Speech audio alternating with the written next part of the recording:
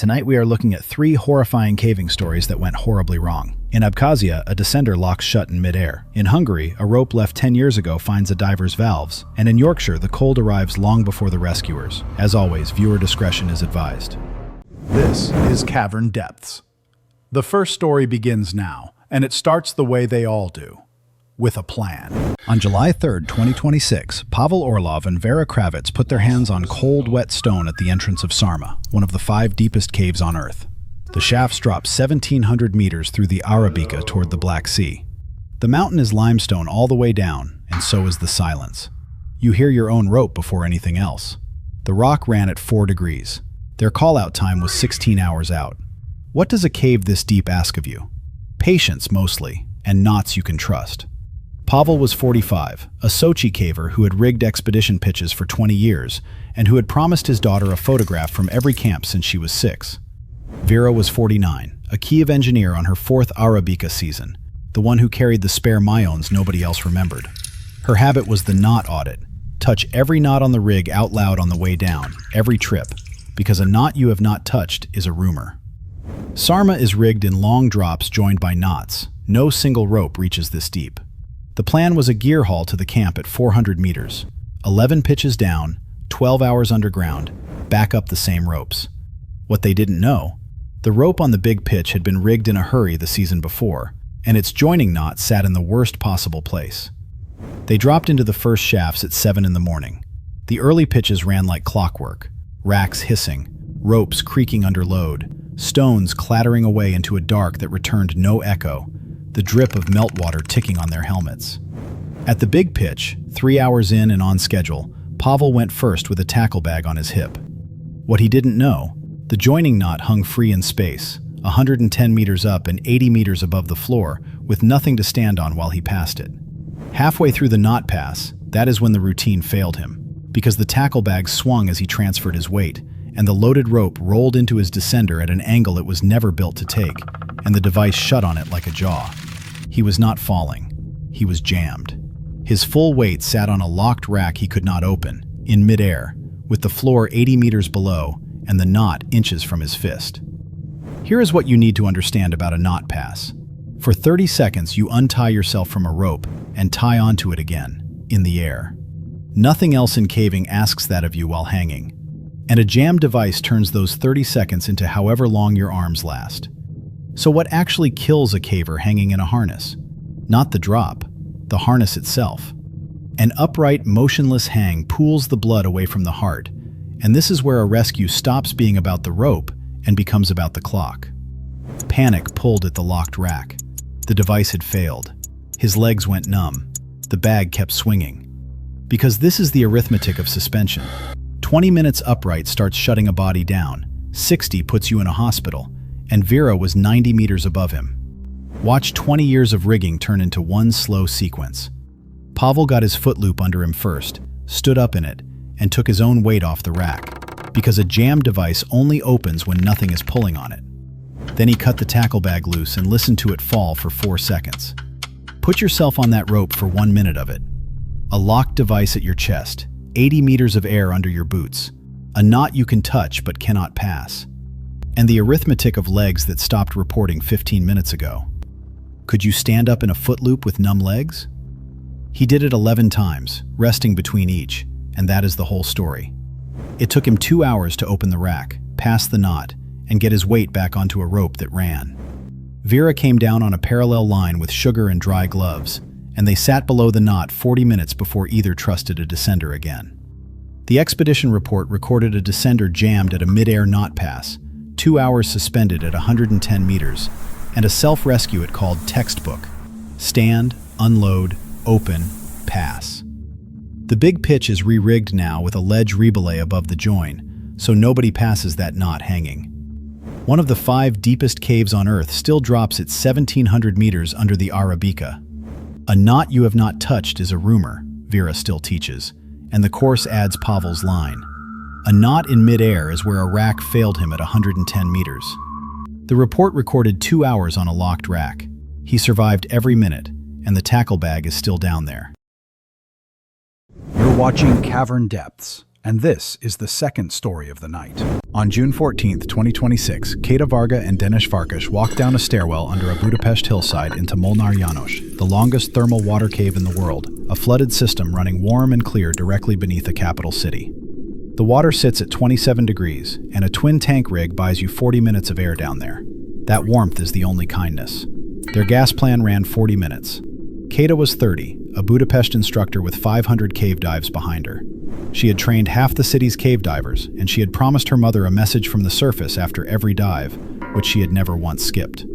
Her habit was the cutter check. Touch the line cutter on her harness before the water, every dive, because the tool you never need is the one you will need blind. Denis was 34, a Debrecen surveyor on his third season here, the quiet one who wrote the gas figures on a slate so nobody had to remember them. Molnár, János is a diver's cathedral. Wide, warm galleries, a permanent gold line, and a century of exploration hanging in the water as old rope. The plan was a survey leg they had run twice. 300 meters in at 20 meters depth, tie 2 stations, turn on thirds. What they didn't know, a line laid by another team a decade ago still hung in the roof of the second gallery, slack, invisible, and waiting. They went under at 10. The first leg ran like a postcard, regulators hissing their steady rhythm, bubbles gurgling along the ceiling, the gold line humming through curled fingers, warm water carrying their lights 40 meters down the gallery. At the second station, 20 minutes in and on schedule, Denis rolled onto his back to shoot the roof profile. What he didn't know, the old line was directly above him, and his tank valves were about to find it. Rolling upright again, that is when the dive failed him, because the abandoned line had slipped between his manifold and his first stage, and when he kicked forward it did not let go, it drew tight. He stopped instantly. That part he got right. The line had him across the back of the neck and both valves, and every centimeter he had moved forward had wrapped it tighter. Here is what you need to understand about entanglement. The danger is never the line itself. It is what a diver does in the first 10 seconds. Thrashing converts one loop into 6, and this is where a calm minute is worth more than any tool on your harness. So what do you do when something you cannot see is holding you by the neck? You stop kicking. You breathe. You put a hand on your partner's arm so they know exactly where you are. Panic pulled at the wraps anyway. The line had failed him, his valves were fouled, his gauge kept falling. Because this is the arithmetic of a fouled diver. A calm man on double 12s has 30 minutes of gas, a frightened one has 12, and a line cutter works at a rate of about 1 wrap a minute in the dark. Watch 500 dives and one small blade earn their keep. Kata came in from behind him, put one hand flat on his shoulder so he could feel her there, and started cutting from the outermost wrap inward. 4 wraps, 4 minutes, one at a time, while he held completely still and breathed like a man asleep. Put yourself in that gallery for 1 minute of it. Old rope across your valves, a partner's blade working somewhere behind your head, and the arithmetic of a gauge you cannot see falling while you do the hardest thing in diving, which is nothing at all. Could you hold still for 4 minutes? He did, and that is the only reason this story ends the way it does. The last wrap came free at minute 26, and they turned for the entrance with 60 bar in hand. They surfaced into the warm stairwell pool and sat on the steps a long time, saying nothing much, the old line still hanging in the dark behind them. The club report recorded an entanglement in abandoned line at 300 meters of penetration, 4 wraps cut in 4 minutes, and an exit on thirds with margin. No thrashing, no lost gas, 1 hand on the partner throughout. A line removal project pulled 2 kilometers of derelict rope out of that cave the following spring. The longest thermal water cave in the world still runs warm and clear under Budapest. The tool you never need is the one you will need blind. Kata still teaches, and every student now carries 2. The report recorded 4 minutes fouled at 20 meters, where a decade-old line had trapped him. Both divers survived it, and Denis keeps the cut rope in a jar on his desk.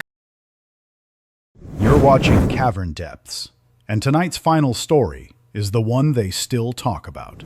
On March 11, 2026, Helen Ashcroft and Danny Rowe walked across wet moorland grass to the lip of gaping Gill, the longest unbroken underground waterfall in Britain, where a beck falls 100 meters clean into the largest chamber in the country. The water is 4 degrees, it never warms, and it never stops. Their call-out time was 10 hours out. What does a cave like this take from you? Heat, mostly, and it takes it quietly. Helen was 34, a a settle caver who had led trips down this shaft for a decade, and who promised her father she would never split a party underground. Danny was 31, a joiner from Skipton on his 5th season, the one who always carried the group shelter nobody thought they would need. His habit was the warm layer, a dry fleece sealed in a bag at the bottom of his pack, every trip, untouched unless somebody stopped moving. The main chamber would swallow a cathedral, and the streamway beyond it runs low and cold for a kilometer. You crawl most of it. The plan was the classic winch and streamway round. 100 meters down the shaft, a kilometer along the stream to Mudhall, and back for the last winch at 8 hours door to door. What they didn't know, the boulder Helen would step on had been sitting loose in that streamway since the summer floods. They landed on the chamber floor at 9 in the morning. The first hours ran like every good trip, boots scraping on wet limestone, the waterfall roaring behind them, drips ticking off helmets, rope creaking as the winch went back up. At the far end of the streamway, 3 hours in and on schedule, Helen put her weight on a flat rock in ankle-deep water. What she didn't know? It was resting on nothing, and her boot was going to follow it down. Stepping across, that is when the trip failed her, because the rock rolled forward under her weight and dropped her shin into the gap behind it, and her ankle broke with a sound Danny heard over the water. She was sitting in water at 4 degrees before she understood what had happened, and she could not stand while the stream ran over her legs. Here is what you need to understand about a caving injury. The break rarely kills anybody. The stillness does. A walking caver makes his own heat. One lying in a stream loses it 30 times faster than in air, and this is where the arithmetic turns against you. So what does a rescue actually race? Not the injury you can see, but the temperature you cannot. A casualty loses about 1 degree an hour lying still, and nobody in Britain reaches Mudhall quickly. Panic sat down beside her. The ankle had failed. Her legs were trapped. The cold got to work. Because this is the arithmetic of hypothermia underground. A wet casualty drops about 1 degree an hour, shivering stops near 32, and a full cave rescue call out to that chamber takes 9 hours on a good night. Watch one man do everything right and still lose. Danny dragged her clear inside 2 minutes, stripped her wet fleece, put his dry one on her, and sealed them both in the group shelter with a candle between their boots. A shelter and one flame lift the air about 10 degrees. Then he did the hardest arithmetic in caving. At hour 4 he left her, ran the kilometer of streamway alone, and climbed 100 meters to the surface to call it in, because a shout underground reaches nobody, and no phone you own works down there. By hour 6 she had stopped shivering, which sounds like improvement and is the opposite. Put yourself in that shelter for 1 hour of it. A candle, the only heat in a kilometer of stone. And the arithmetic of 9 hours against a body losing a degree every one of them. Would you have left her to make the call? He did. It was correct, and he has never once believed it. By hour 7, her core had fallen 6 degrees. The cave rescue organization had 80 volunteers on the moor by midnight, and a doctor at her side. They warmed her 4 hours before the haul, and Helen Ashcroft died on the winch platform at 6:30, 100 meters under the moor she had crossed at dawn. The inquest recorded a fractured ankle in a cold streamway, 9 hours of exposure at 4 degrees, and death by hypothermia, with no fault found underground. The streamway carries a stretcher cache now, and every Dales Club trains the shelter drill in her name. The longest unbroken underground waterfall in Britain still falls its 100 meters into the dark. Heat is the thing you cannot carry back, the clubs teach now, so carry the layer you will never use. The report recorded that Helen died of cold, not the fall. The rescue took 9 hours, and Danny still packs a fleece he hopes you never need to open.